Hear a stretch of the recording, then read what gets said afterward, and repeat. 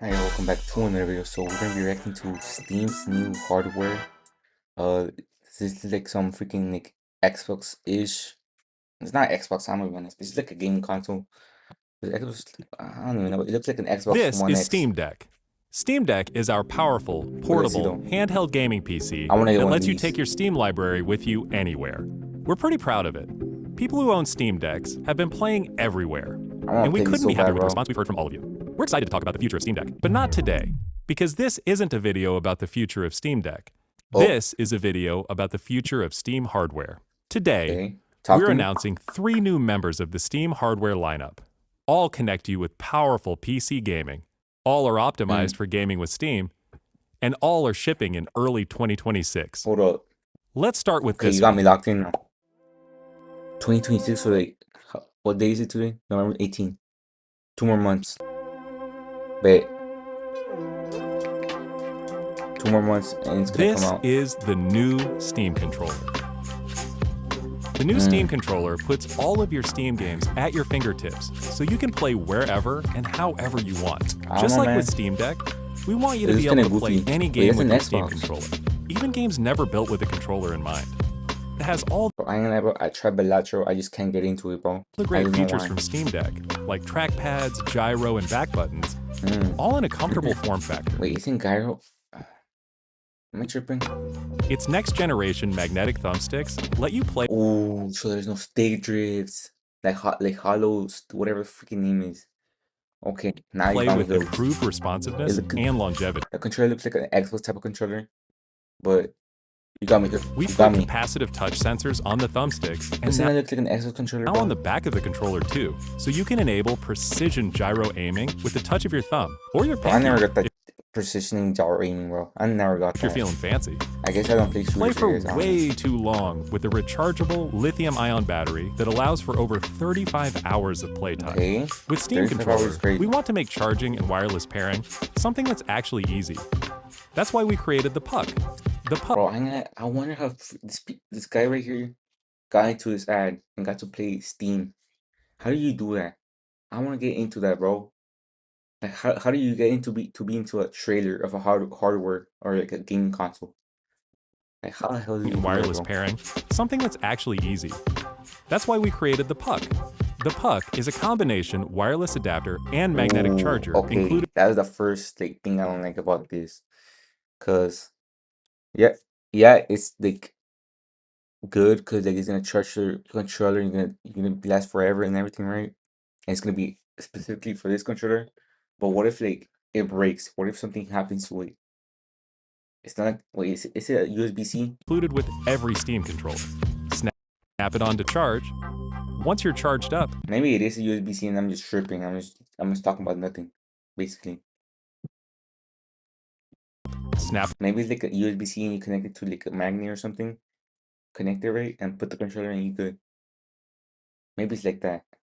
If it's not like that, bro, then I don't really like it. Damn, 1,000 discs.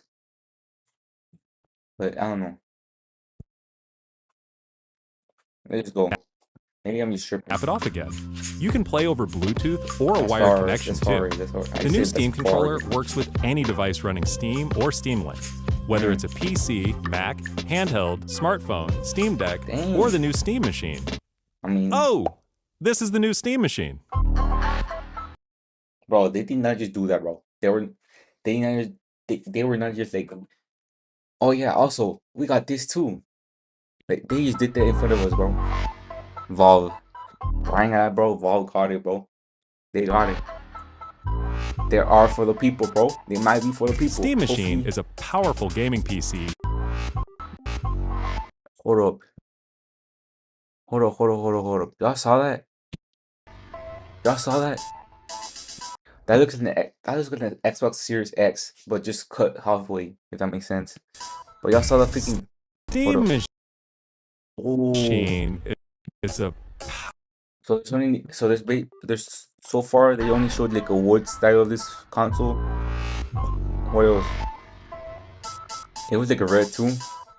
Steam It was like a red, yeah, red Machine. and a wood and like what is that? Like Mechanical? I don't even know what Steam the freak is that a is. powerful gaming PC in a small but Oh, mighty that's hard. package, You could customize it to designed for your different things. games on the big screen.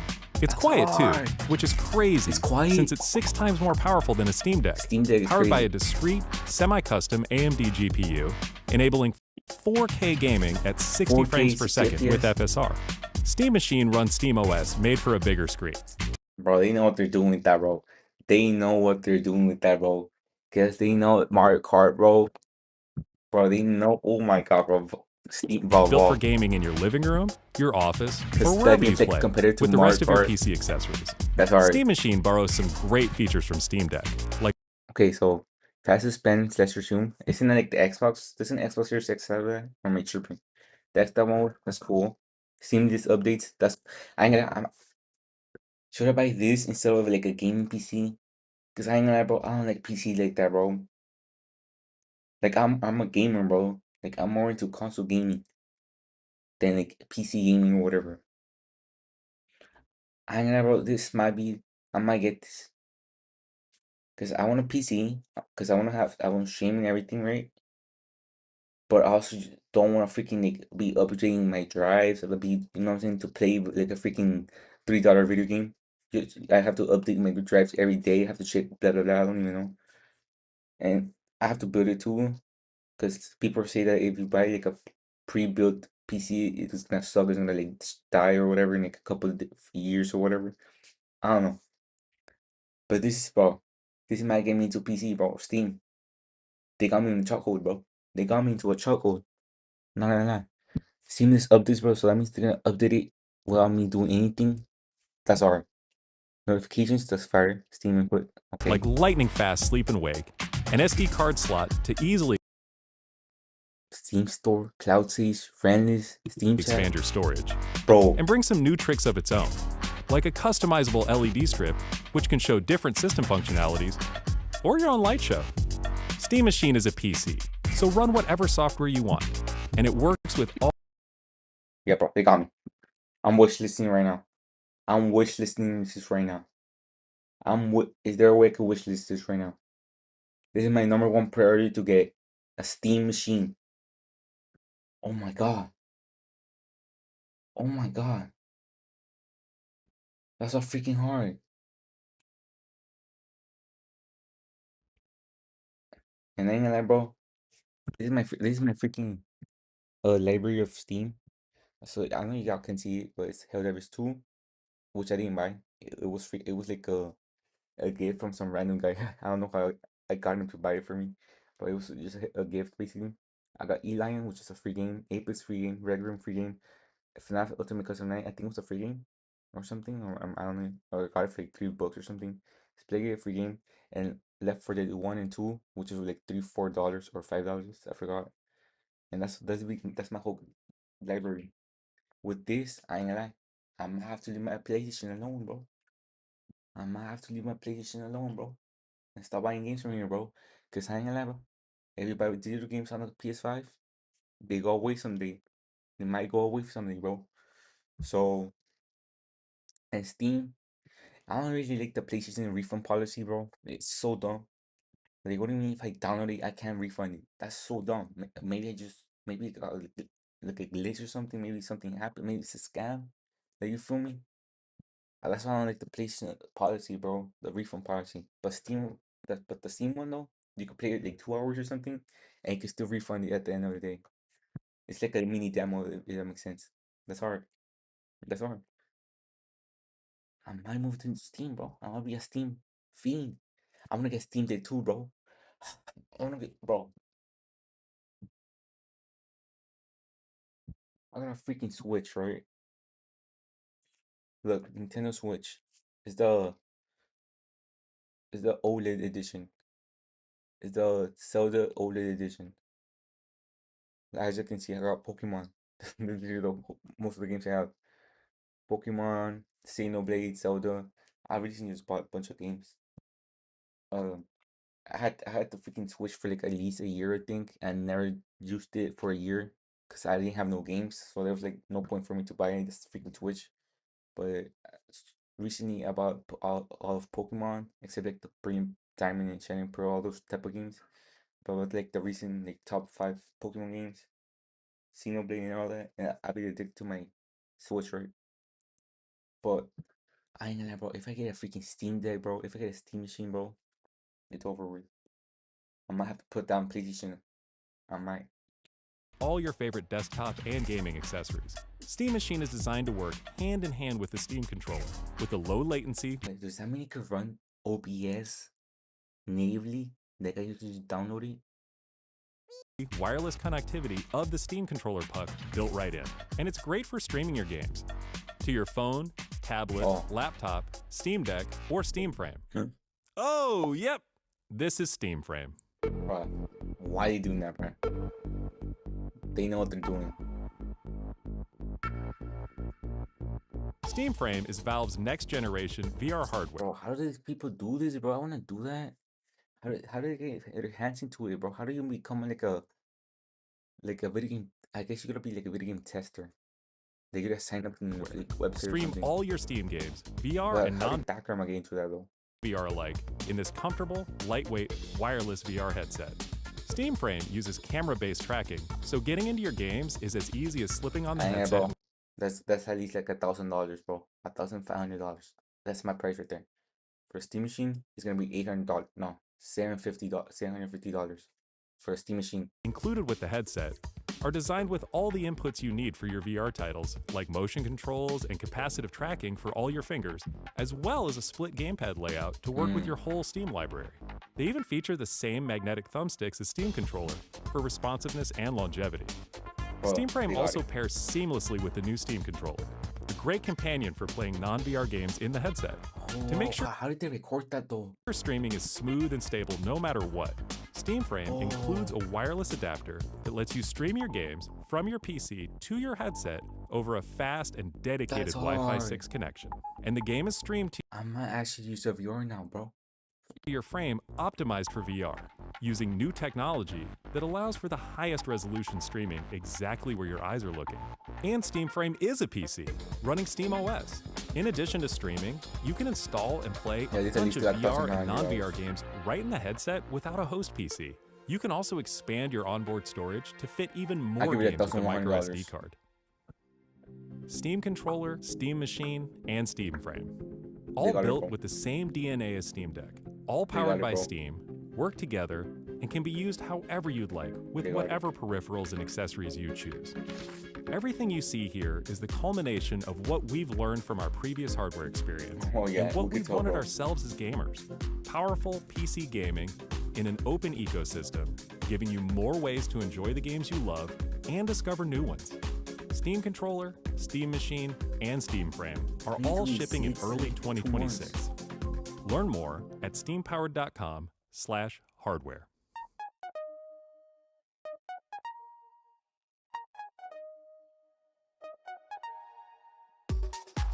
They got it, bro. They got it, bro.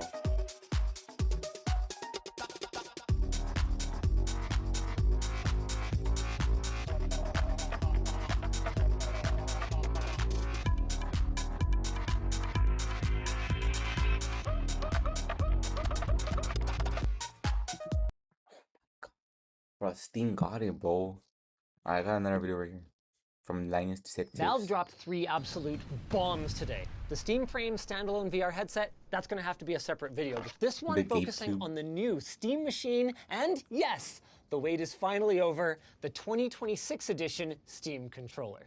Let's start with a little history. Over 10 years ago, Valve announced their first version of SteamOS, a Linux-based operating system that would free gamers from the shackles of Microsoft Windows. No, it was a total commercial flop. Dang. But instead of giving up on Steam machines, Valve doubled down, working with game developers on Linux-native ports of their games and with open-source developers on the Proton compatibility layer that makes their Steam Deck handheld out-of-the-box compatible with thousands of Steam games, even ones that only ever shipped on Windows. The Steam Deck is believed to have sold millions of units at this point, and no wonder given its great balance of solid gaming and outstanding affordability. But its mobile form factor has given it Steam Deck. Okay, so OCD Steam Deck is $400. The OLED is $550. Oh, that's crazy. Startup movie and keyboard theme, $650.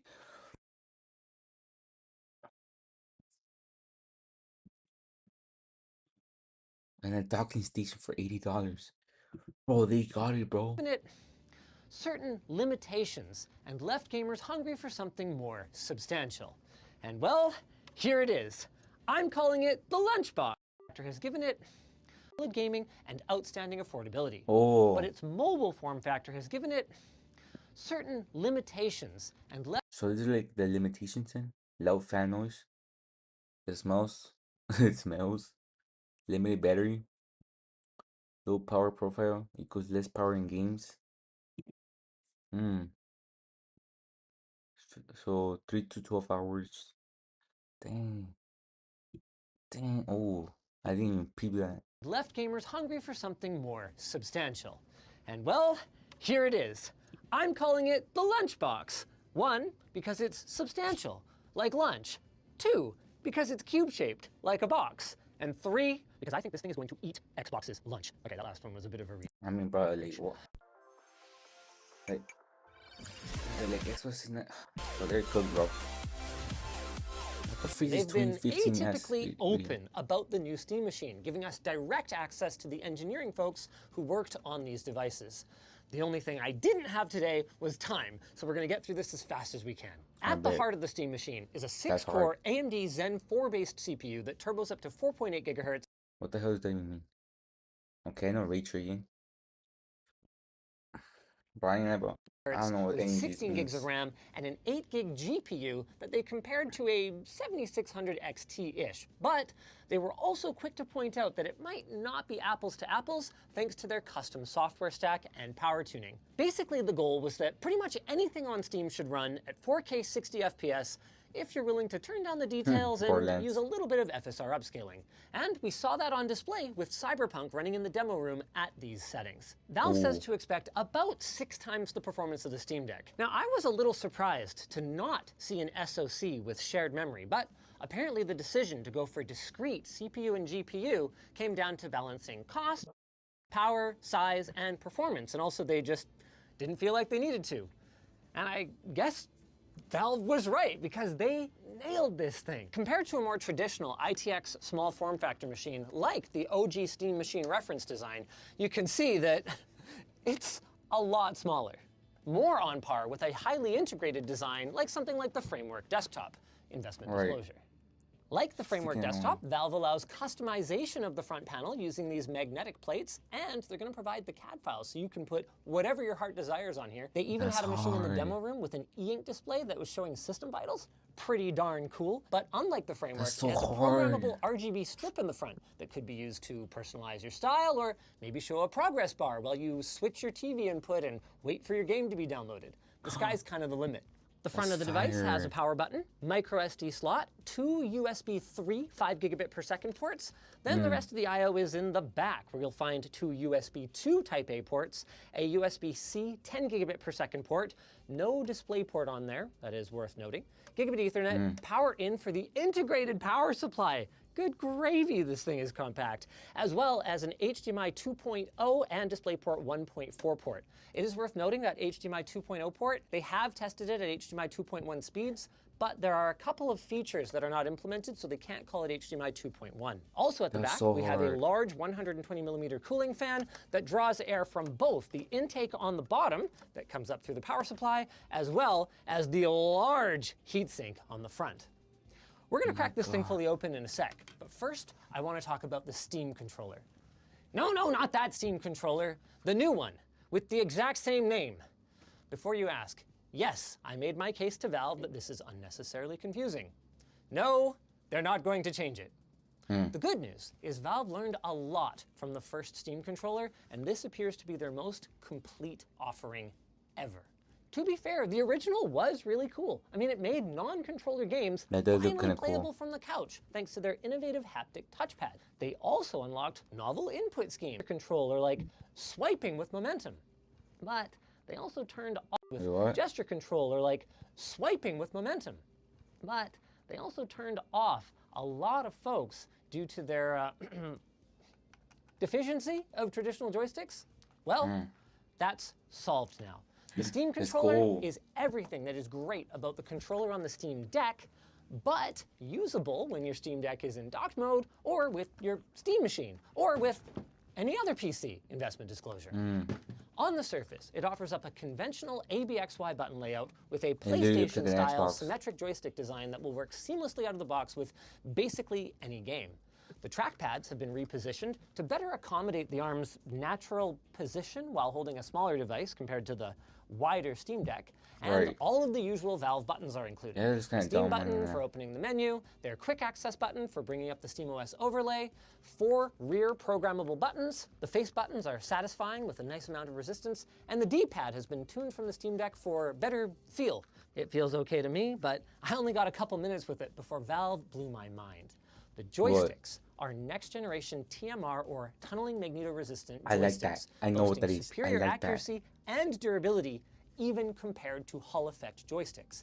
And the controller has been designed from the ground up for a superior gyroscopic aiming or mousing experience with capacitive thumbsticks and even capacitive grips, so you can configure your gyro to enable or disable depending on whether you put your thumb on the stick or even by simply loosening your grip, say to recenter and then reactivate gyroscopic aiming. They had a great demo with Balatro showing how you can use the game's built-in controller compatibility with the, like a pleb, or with the mouse. Hear me out.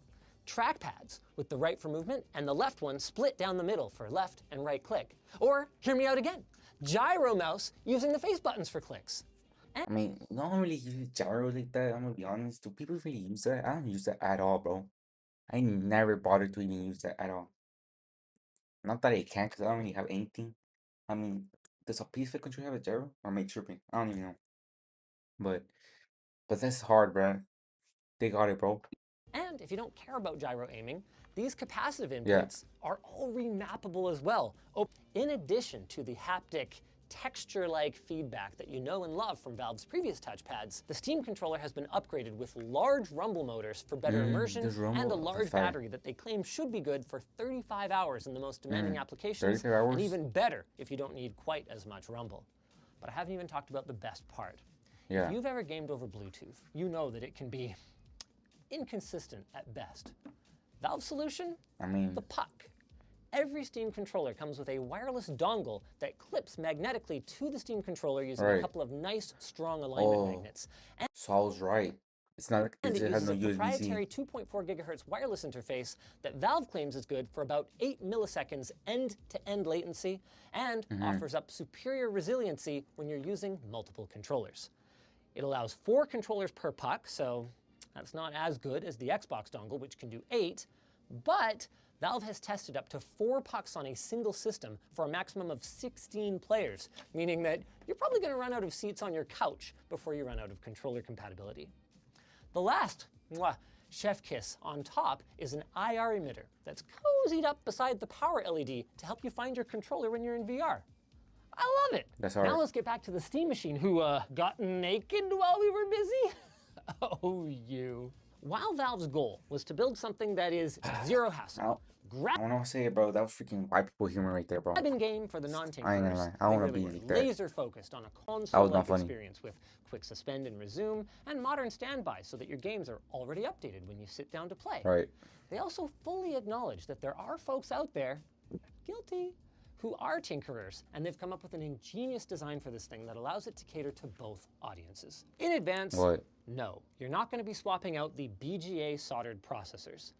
But what you can do is upgrade the storage with next to no hassle to a 2230 or larger 2280 sized M.2 drive. And while we couldn't go that deep today, Valve also confirmed that the memory uses standard SODIMM slots.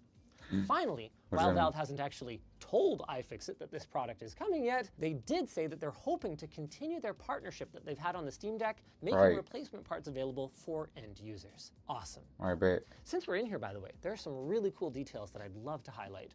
The power supply, for one thing, is fully integrated to the point where it's actually part of the chassis, and the cooling solution pulls air directly through it, which avoids any need for it to have its own fan. The aforementioned Delta cooling fan is actually slightly thicker than the standard 25mm for extra static pressure, and it includes antenna mounts that are integrated into it, along with I/O mounts. Cool, right? Oh, this is I don't know what the hell he said at all, bro. a great look at the 4 antennas. What? So this is the back of the device where you have your 2 antennas for Wi-Fi 6E. Then if we flip it around to the front, we've got 1 antenna for Bluetooth peripherals and another one that is dedicated to your Steam controller or controllers. So that puck that's included with your controller is actually extra, and you could chuck it on another PC or next to your couch for charging. What if I want to question mark though? What if I want to charge it and play like a PS5 controller like this? What if I want to do that? Can I do that or not? Is like the magnetic force strong enough? Though is of course price. Valve wasn't able to give any specific numbers due to rapidly evolving market conditions. But bro, that dude gotta go, bro. We'll obviously have it nailed down when the Steam Machine launches in Q1 2026 alongside the new Steam controller. They did give me one hint though. They said that while they expect it to be very competitively priced with a PC, that it will be priced like a PC, rather than like a console with games subsidizing the upfront hardware purchase. They wouldn't say why, but if I had to guess, I'd say it's partially to avoid stepping on the margin. Where the heck is standalone SteamOS for custom PC builders? So it's probably gonna be like $950 or $900.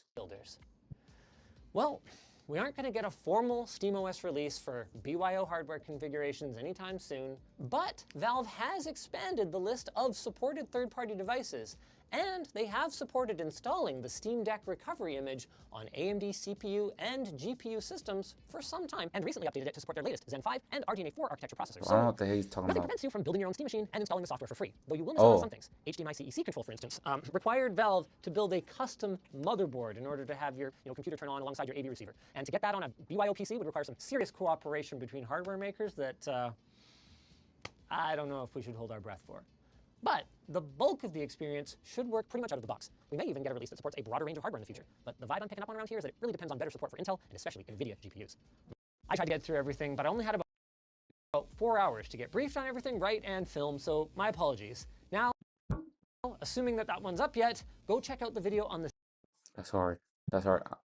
He got another one here with the VR headset. I'm watching these ones too. Everyone knows that outside-in tracking is just better for VR gaming. It's faster, more accurate, and it's more reliable. Well, here's the thing. Valve isn't everyone, and the new Steam Frame took my expectations of a lousy, flaky experience in a standalone VR headset with camera-based positional tracking and blew them away.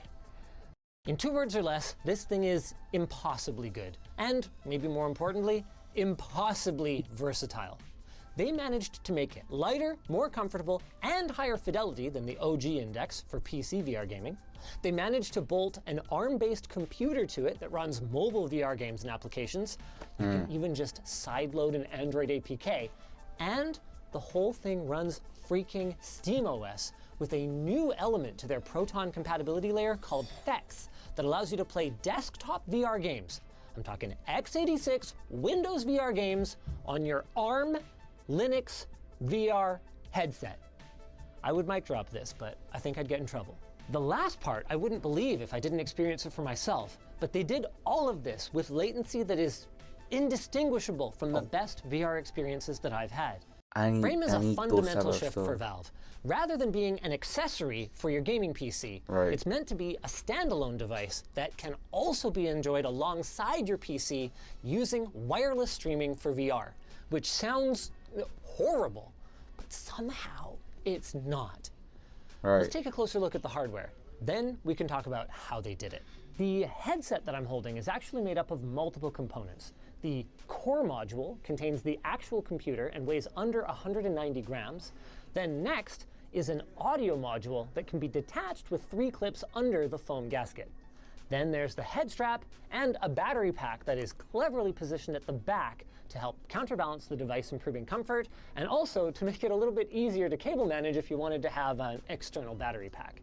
The optics are, simply put, flipping incredible. Like other leading headsets, they're using pancake lenses, but Unlike some other headsets that use pancake lenses, there was very little in the way of internal reflections visible in the demo applications that I use today. It is possible that with brighter light sources, it could show up a bit. Bro, I wish I was like a freaking hardware developer, like a video game developer, bro. That's so hard, bro. Like these people are like the backbone of my entertainment, bro.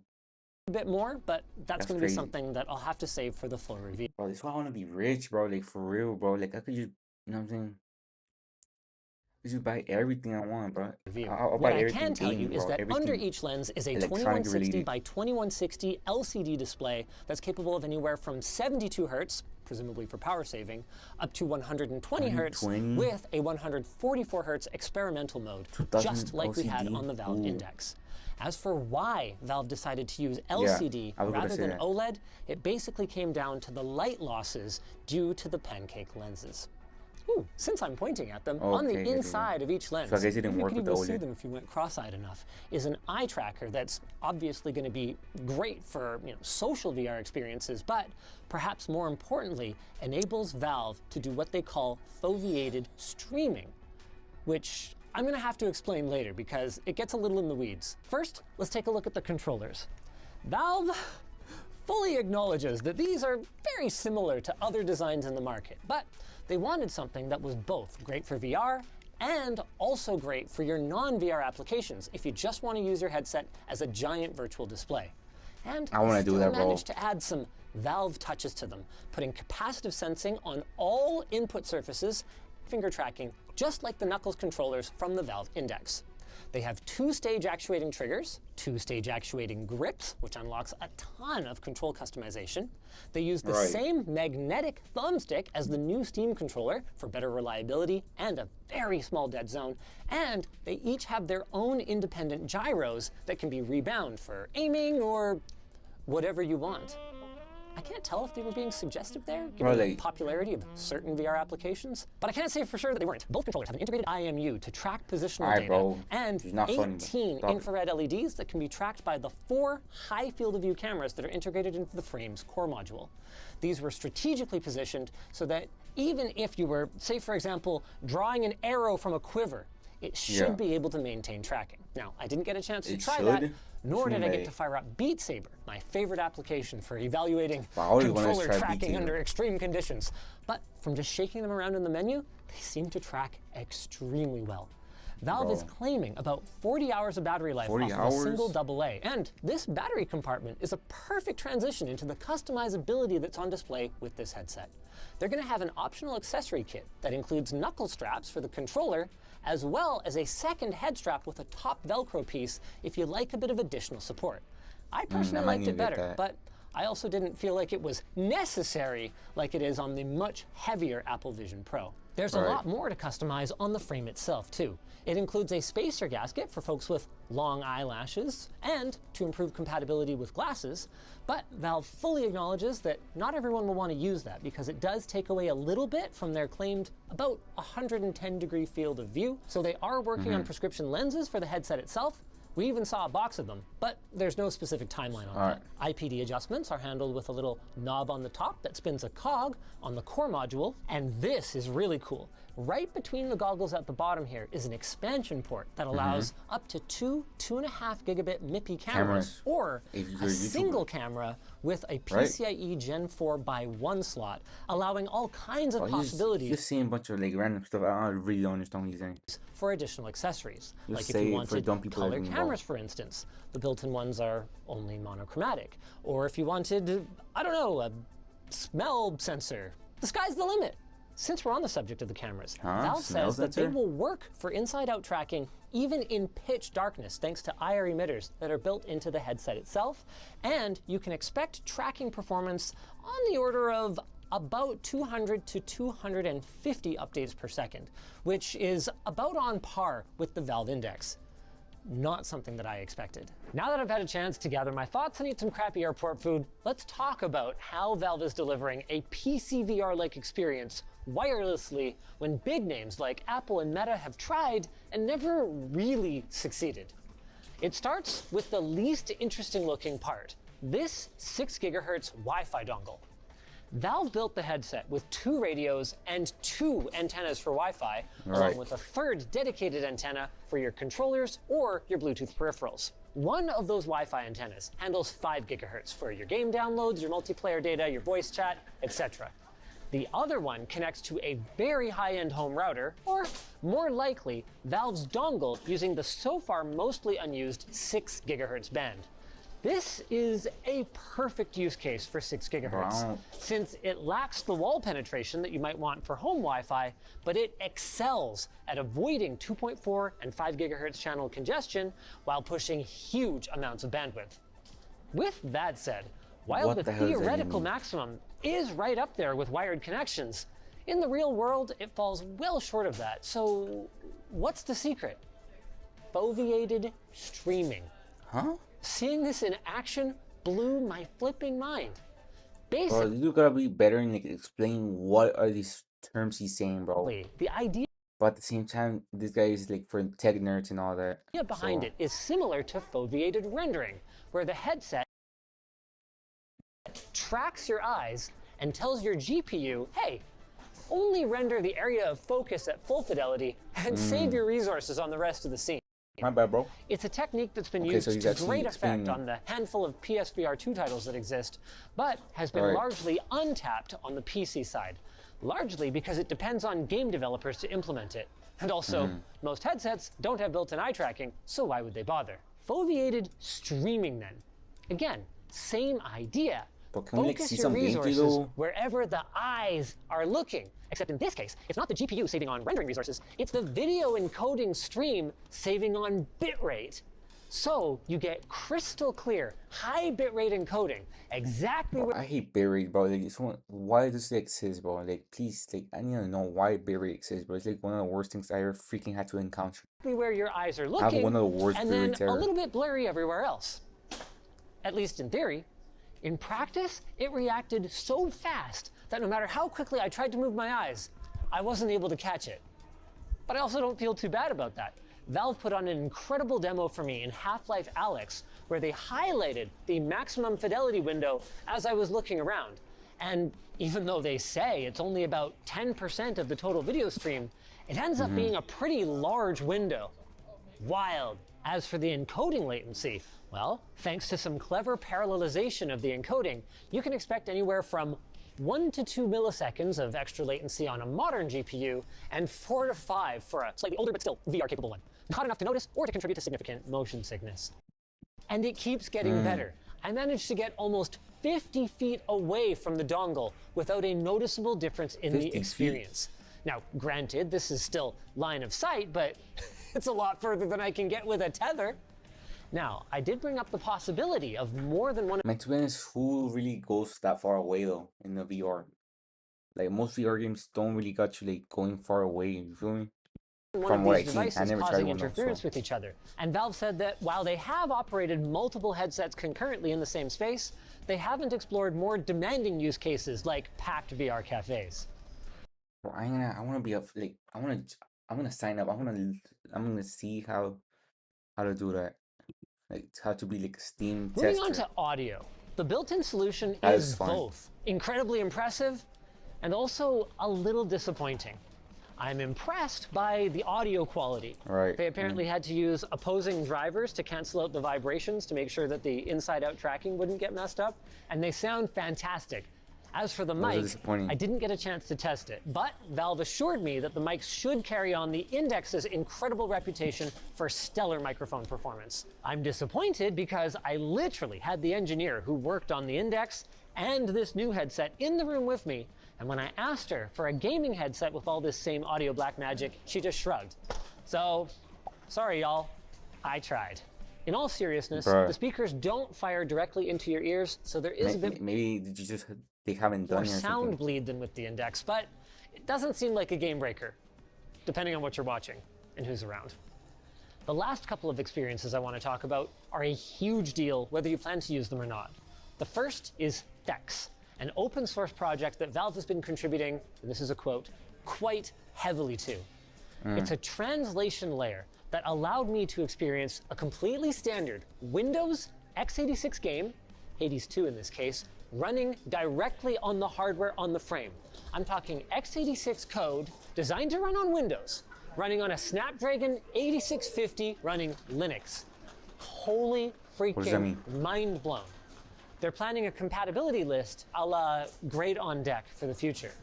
But wait a second, running on Linux? Yeah, Valve's been busy porting SteamOS to ARM.